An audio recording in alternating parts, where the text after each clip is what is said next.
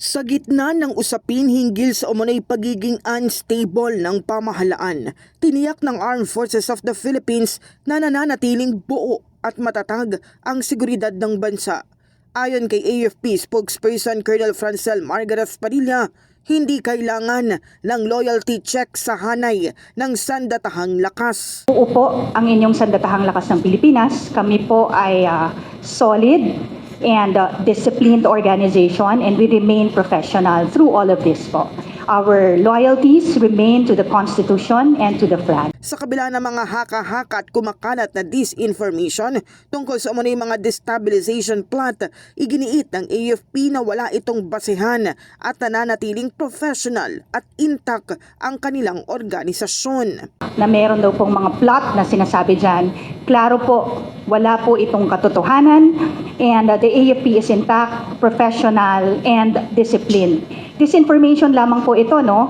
And ang gusto po natin, hindi po magkaroon ng pagkahasik ng gulo at duda sa ating mga kababayan.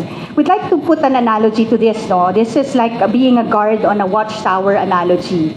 So, para kami pong AFP ang nandoon sa tore, habang nasa ibaba po ay abala sa chismis at sa gulo, no? Kami po ay nakatindig, nakatingin sa malayo, nagpe-prepare po tayo, no, for territorial defense, alerto po tayo at handa, even for HADR, at hindi po tayo naaapektuhan ng anumang ingay. Tiniyak din ng sandatahang lakas ng Pilipinas na hindi matitinag ng mga ingay sa politika ang kanilang misyon at mananatili silang neutral.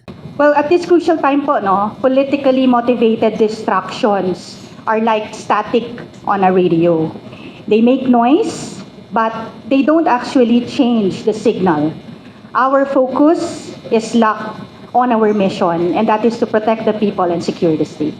In the heart of changing lives, ako si Brigada Kath Austria ng 105.1 Brigada News FM Manila, the Music and News Authority.